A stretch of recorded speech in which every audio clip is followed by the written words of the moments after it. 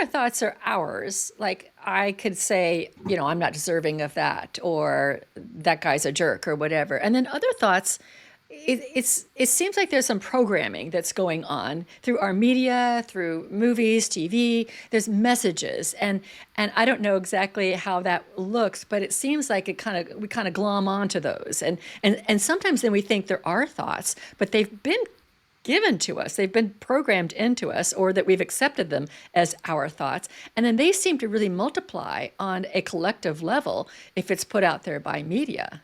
Yeah, yeah. Our politicians are masters of this. They give up a statement which may not even be true, but they repeat it so often that all their followers, after a certain time, will repeat the same kind of story. That's how a thought or a lie or an untruth, which they call it, can really manifest itself in a large population. Yeah. Then, of course, negative things can happen out of this. Maybe the anger can rise in a group, and they may go to do destructive things out of this one, individually as well as collectively. So yes, thoughts are we are constantly inundated by thoughts, television and so on, particularly, Yeah. and yeah.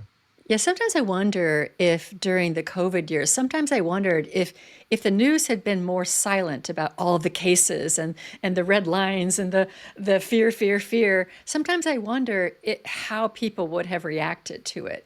And that's just one example. There's many ways that the media can explode some sort of story that gets people all riled up and divided and upset and angry and ready to go to war or whatever. But sometimes I wondered if there was silence there, if it just kind of would have come through and left, and we would have all been better off. Well, that is where our free will comes in, Carol. We can switch the stuff off. We don't We can. subscribe. We know the buttons on the computer. We don't have to watch everything which comes up. And I think that is very important. And that's definitely what many of my friends have done recently as well, because the news from the medias are not very hopeful in many cases. And some of them have canceled their subscription to newspapers and so on, because they just couldn't cope anymore with this constant drip of negativity. And I myself, no different. I just don't watch the news anymore, very seldom.